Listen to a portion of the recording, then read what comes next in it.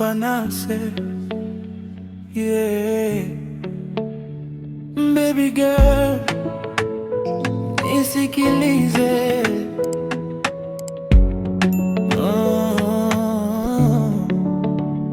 Wengi uniuliza, Rupa unachagua nini?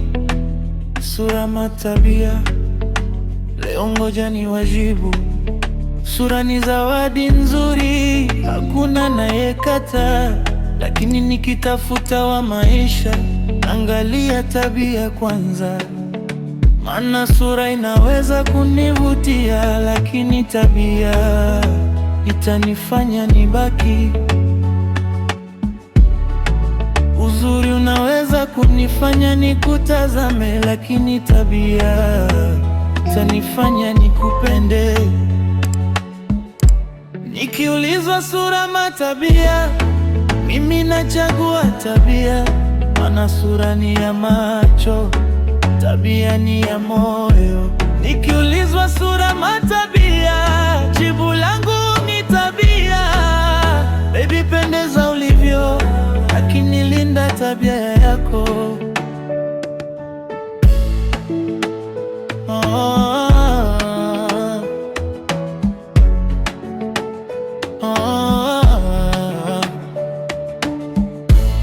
Baby, vaa vizuri, pendeza kila unapotembea, lakini usisahau heshima, ndiyo mapambo ya mwanamke.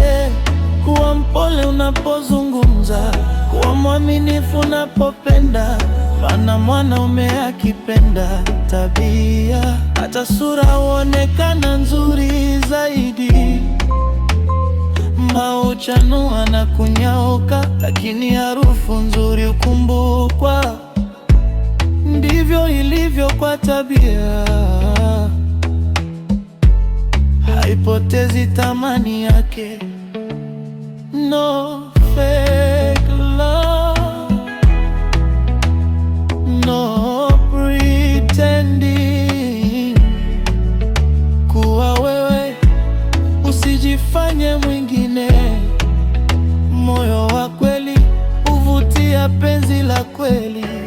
Nikiulizwa sura ama tabia, nitachagua tabia tena, kwa sababu uzuri wa kweli unansia moyoni.